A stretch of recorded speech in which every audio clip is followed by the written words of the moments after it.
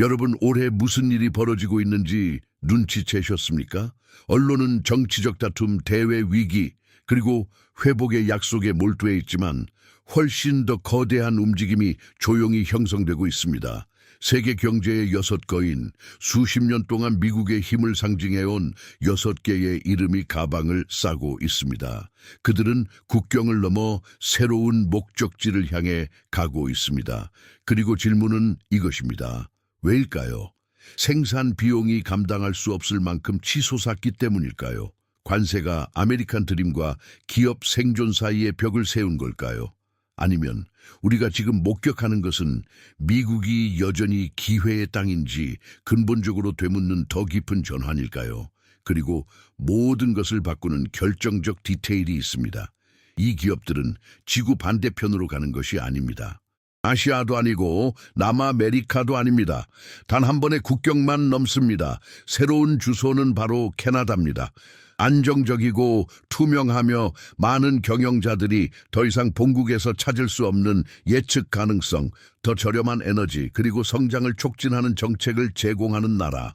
이름들 중 일부는 다소 낯설게 들릴 수도 있습니다. 그러나 어떤 것들은 익숙하기에 충격적입니다. 왜냐하면 우리는 미국인의 집단적 상상 속에 자리 잡은 브랜드들을 말하고 있기 때문입니다. 그 첫 번째가 바로 코카콜라입니다. 여름의 상징, 가족 모임의 배경, 어린 시절의 추억이 된 음료, 자유와 라이프 스타일, 심지어 애국심과 연결된 광고를 수세대에 걸쳐 내보낸 그 브랜드. 누가 상상이나 했을까요? 시원한 잔에 맺히는 거품 뒤에 모든 것을 뒤흔들 태풍이 숨어 있을 줄은. 회사는 매년 수백만 톤의 알루미늄을 필요로 합니다. 수십억 개의 캔이 공장을 떠나 매장 진열대로 흘러가야 합니다. 그러나 정부가 캐나다산 알루미늄에 관세를 부과하고 국내 공급업체들이 수요를 감당하지 못하자 비용은 폭등했습니다. 순식간에 단순한 세부사항 같던 문제가 생존을 위협하는 위기로 바뀌었습니다. 값싼 알루미늄 없이는 선택지는 두 가지뿐이었습니다. 손해를 감수하거나 다른 길을 찾는 것, 그리고 그 길은 캐나다를 향했습니다. 공식 발표도 없고 전국 방송을 통한 성명도 없었습니다. 모든 것은 뒤에서 조용히 진행됐습니다. 퀘벡의 공급 계약, 온타리오로 옮겨진 포장 라인, 작아 보이는 움직임이지만 명확한 결정을 가리킵니다. 지금 이 순간 해외 생산이야말로 회사를 유지할 유일한 방법이라는 것. 왜냐하면 Made in America라는 문구가 찍힌 캔이 하나씩 사라지고 그 자리를 Made in Canada가 대신할 때 그것은 단순한 무역의 문제가 아닙니다. 그것은 정체성의 문제입니다. 오랫동안 국가 문화의 일부처럼 여겨져 온 제품을 소비한다는 것이 과연 무엇을 의미하는지에 대한 질문. 그리고 그 여파는 이미 피부로 느껴지고 있습니다. 가격은 한 푼, 두 푼 오르고 있습니다. 미국 내 공장은 느려진 리듬으로 돌아갑니다. 이유를 알지 못한 채 강제 휴가에 들어가는 노동자들. 그리고 언제나 손에 닿던 음료가 이제는 가게의 부담으로 다가옴을 체감하는 가족들. 또 다른 이름은 제너럴 모터스였습니다. 수십 년 동안 경제의 엔진을 상징해온 이름, 플린트 같은 도시들이 조립 라인의 리듬에 맞춰 숨 쉬던 시절의 주인공. 힘과 자부심, 정체성의 상징이었던 그 톱니 바퀴는 이제 더 이상 같은 힘으로 돌지 않습니다. 소비자들이 자동차를 포기했기 때문이 아니라 미국 영토에서 생산 비용이 감당할 수 없는 수준에 도달했기 때문입니다. 한때 흔들리지 않을 것처럼 보였던 기반이 이제는 현실 앞에서 취약하게 드러나고 있습니다. 자동차 제조업체들은 언제나 복잡한 공급망에 의존해왔습니다. 수천 개의 부품이 다양한 주에서, 작은 산업체에서, 나사 하나부터 전자장치에 이르기까지 모든 세부를 보장하던 공급업체들로부터 공급되었습니다. 그러나 캐나다산 제품에 부과된 관세가 각 부품의 가격을 끌어올리자 그 균형은 무너졌습니다. 식품과 에너지 가격에 이미 압박받고 있는 소비자들이 차량 가격 인상을 감당할 수 없게 되면서 계산은 맞지 않게 되었습니다. 시장은 정체되고 재고는 쌓이며 생산 라인은 속도를 늦출 수밖에 없었습니다. 제너럴 모터스는 대안을 찾았습니다. 그러나 해답은 오하이 외도 미시간에도 없었습니다. 바로 북쪽 온타리오와 퀘벡에 있었습니다. 그곳은 에너지가 더 저렴하고 세제 혜택이 명확하며 물류가 미국 항구보다 더 예측 가능해진 곳이었습니다. 회사는 조용히 캐나다에서 존재감을 키웠습니다. 엔지니어를 고용하고 조립 라인을 새로 열었지만 대대적인 발표는 없었습니다. 하지만 변화는 거기서 멈추지 않았습니다. 코카콜라가 감성적 기억을 흔들고 알코아가 원자재의 취약성을 드러냈다면 제너럴 모터스는 위기의 인간적 얼굴을 보여줍니다. 공장이 속도를 늦출 때 단지 조립 라인의 노동자만 생계를 잃는 것이 아닙니다. 가족들이 이주하면서 학생 수가 줄어드는 학교, 손님이 사라져 문을 닫는 작은 상점, 세수가 줄어 기반이 무너지는 병원까지 모두 타격을 받습니다. 매달 이어지는 불확실성 속에서 공동체 전체가 이유조차 잘 모른 채 흔들리는 것입니다. 이것이 많은 사람들이 보기를 꺼렸던 전환점입니다. 단순히 관세나 비용의 문제가 아닙니다. 그것은 신뢰의 문제입니다. 무너지고 있는 것은 미국 땅이 여전히 가장 안전한 투자처라는 믿음입니다. 제너럴 모터스가 자원을 캐나다로 옮길 때 그 메시지는 분명합니다. 남아있는 위험이 떠나는 위험보다 크다는 것. 그 여파는 호수의 파문처럼 퍼져갑니다. 일리노이주의 유리 공급업체들이 계약을 잃고 켄터키주의 전기 부품 생산업체들이 문을 닫으며 미시간으로 부품을 나르던 운송업체들의 트럭이 차고지에 멈춰섭니다. 끊임없이 돌아가는 톱니바퀴에 의존하는 실물 경제는 그 작은 변동마다 충격을 느낍니다. 이 긴장된 풍경 속에서 새로운 요소가 또 하나 등장합니다. 바로 테슬라입니다. 혁신, 청정한 미래, 기술적 리더십의 약속으로 태어난 기업이 이제는 자신의 발걸음을 다시 생각하기 시작한 것입니다. 그리고 의문은 커집니다. 미래마저 이주한다면 현재는 무엇이 남을까요? 테슬라는 평범한 자동차 제조업체가 아닙니다. 그것은 변혁과 단절, 최첨단의 담론을 상징합니다. 그러나 이 약속조차도 높은 에너지 비용, 과부하된 전력망, 전체 프로젝트를 지연시키는 관료주의 앞에서 무너지고 있습니다. 그 대비는 잔혹합니다. 여러 미국주에서 기업들이 정전과 연이은 에너지 요금 인상에 맞서 싸우는 동안 캐나다 정부는 청정하고 풍부하며 경쟁력 있는 가격의 전기를 보장합니다. 온타리오와 퀘벡주는 단순히 에너지만 제공하는 것이 아니라 규제의 안정성, 장기적 예측 가능성, 그리고 연구소와 연구개발 센터 확장을 위한 명확한 인센티브까지 제공합니다. 이것만으로도 수십억 달러 규모의 투자의 방향이 바뀝니다. 캐나다의 창고들은 실험적 배터리 라인을 수용하기 시작했습니다. 연구원들은 가족과 함께 북쪽 도시로 이주합니다. 한때 미국에서 기술적 미래를 만들고자 했던 젊은 인재들이 이제는 기회를 찾아 국경을 건넙니다. 몬트리올에서 체결된 계약 하나는 네바다에서 미뤄진 프로젝트를 의미합니다.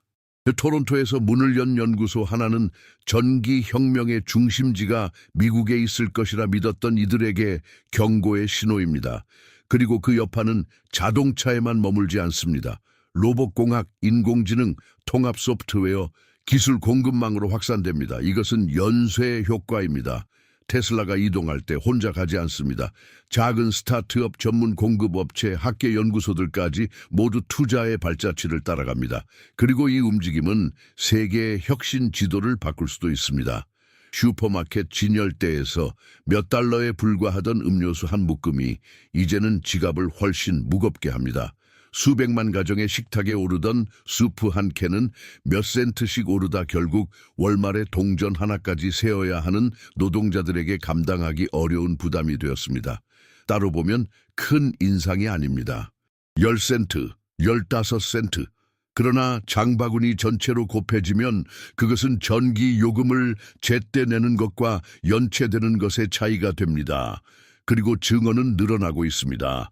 세 곳의 슈퍼마켓을 돌며 할인 품목을 찾는 주부들, 주말에 디저트나 좋아하는 음료 같은 작은 사치를 줄이는 젊은 부부들, 이제는 손에 닿지 않는 단순한 제품을 아이가 바라볼 때 불안을 감추는 부모들.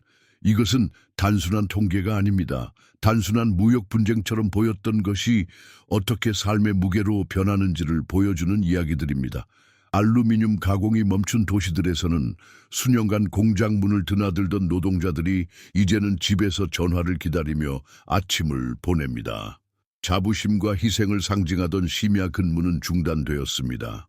노동자들에게 간단한 식사를 제공하던 작은 식당은 문을 닫았고 가족들이 다른 지역으로 일자리를 찾아 떠나면서 지역 학교 등록생도 줄었습니다. 이 과정에서 심리적 충격을 외면할 수 없습니다. 소속감, 존엄성, 안정감이 조각나기 시작했습니다. 언제나 미국 산업이 무너지지 않을 것이라 믿었던 노동자들이 이제는 국경 너머에서 미래를 찾아야 할지도 모른다는 현실과 마주하고 있습니다. 일부 부모들은 단순히 일자리를 위해서가 아니라 이미 떠난 회사를 따라 캐나다로 이주할까 고민합니다. 한편 자동차 산업에서의 충격은 사회의 또 다른 층위를 강타합니다. 차를 바꾸려던 가족들이 구매를 미룹니다. 전시장에는 손님이 줄었고 매달 목표를 달성하던 판매원들은 몇 주 동안 계약 한 건도 성사하지 못합니다. 새 차의 꿈, 미국 문화에 깊이 뿌리 내린 상징이 이제는 멀어졌습니다. 소비자들은 자동차를 단순한 이동수단이 아닌 불확실한 시대에 감당할 수 없는 경제적 짐으로 바라봅니다. 트럭의 이동도 느려졌습니다. 부품과 제품을 실은 대형 화물차로 붐비던 도로는 이제 한산해졌습니다. 운송을 생계로 삼던 독립 트럭 기사들은 주문 감소로 주요 노선을 잃었습니다. 많은 이들이 주차장에 세워둔 차량을 바라보며 여전히 대출 상환의 무게를 짊어집니다. 톱니바퀴가 해체되듯 수천 가정의 삶에 직접적인 충격을 주는 상황입니다. 그리고 대형 식품 브랜드에 원재료를 공급하던 농부들은 어떻습니까? 미시간의 당근 농장, 오하이오의 토마토 생산자, 아이오와의 옥수수 공급자, 이들 모두가 계약의 이동에 얽혀 있습니다. 한 공장이 통조림 생산 라인을 캐나다로 옮기면 현지 농부는 오랜 고객을 잃습니다. 그 결과 안정성을 보장하던 수확물이 갈 곳 없는 인교로 바뀝니다. 들판에서 가치는 떨어지는데 시장 진열대에서는 가격이 오르는 것입니다. 세계적 결정이 국내 현실과 충돌할 때 드러나는 잔혹한 역설입니다. 한때 공장으로 활기를 띠던 동네들은 이제 임대 표지판으로 가득 찬 상업거리가 되었습니다.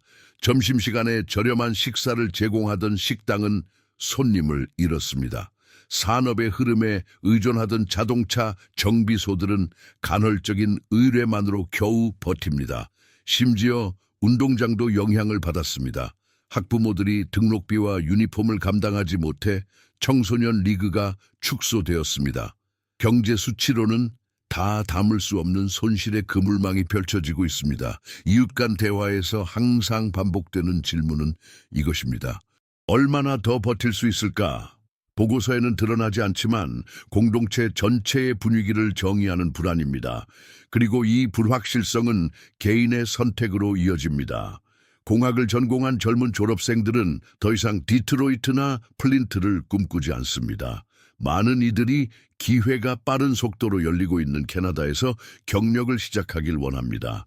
인재 유출, 한때 이론적 위협이었던 현상이 이제 현실이 되고 있습니다. 반면 캐나다의 도시들은 분주합니다. 새로운 창고가 세워지고 채용 공고가 쏟아지며 한때 미국의 몫으로 여겨졌던 투자가 지역사회 전체로 흘러들고 있습니다. 북쪽으로 이주한 가족들은 등록생이 늘어난 학교와 성장하는 지역 상권을 발견합니다. 한 나라의 견고함을 정의하는 것은 무엇일까요? 그것은 산업단지의 규모일까요? 세계의 이미지를 투영하는 브랜드들일까요? 아니면 모든 시민이 존엄하게 살고 일하며 꿈꿀 수 있는 조건을 보장하는 능력일까요? 이번 조사는 높은 관세, 비싼 에너지, 불안정한 공급망이 기업들을 국경 너머로 밀어냈음을 보여주었습니다. 그러나 문제는 경제에만 국한되지 않습니다. 그것은 전략적 결정이 한 나라의 미래를 열 수도 반대로 닫을 수도 있는 정치의 영역에 닿아 있습니다. 바로 그렇기 때문에 지금 이 순간은 단순한 통계 이상을 요구합니다. 그것은 리더십을 향한 시선입니다. 왜냐하면 세계가 나아갈 길은 권력을 쥔 이들의 선택에 의해 결정되기 때문입니다. 수많은 가정의 운명, 일자리의 지속성, 꿈의 보존, 이 모든 것은 집무실에서의 한 번의 서명, 외교적 만남, 혹은 우선순위를 재정의하는 연단 위의 한마디 말에 의해 바뀔 수 있습니다. 공장이 영토를 옮길 때 우리는 단순히 경제적 흐름을 목격하는 것이 아닙니다. 그것은 정치의 가장 직접적인 형태입니다. 도널드 트럼프와 시진핑 같은 이름들은 소수가 가진 힘이 수백만의 삶을 어떻게 흔들 수 있는지를 보여줍니다. 2025년의 세계적 풍경은 우연의 산물이 아니라 수십 년 동안 쌓여온 선택의 결과이자 국가를 하나로 묶고 또 갈라놓았던 전략들, 그리고 세계 질서에 깊은 흔적을 남긴 지도자들의 궤적입니다. 바로 이 맥락 속에서 우리는 특별한 콘텐츠를 준비했습니다. 국제적 판도를 형성한 대통령들의 전기를 담은 독점 이북입니다. 그 안에는 도널드 트럼프와 시진핑의 이야기도 있습니다. 서로 다른 길을 걸었지만 긴밀히 얽힌 두 지도자의 궤적, 그들의 역사를 아는 것은 과거를 이해하는 것일 뿐 아니라 앞으로 열릴 가능성 있는 길들을 내다보는 일이기도 합니다. 이북에 접근할 수 있는 링크는 고정 댓글에 준비되어 있습니다. 이 보도의 끝은 곧 시작이기도 합니다. 국경 너머에서 맺어지는 정치적 결정 하나하나, 계약 하나하나, 기업의 움직임 하나하나가 사람들의 삶, 공동체, 그리고 우리가 사회 속에서 스스로를 바라보는 방식에 영향을 미칠 것입니다. 이제 초대장을 드립니다.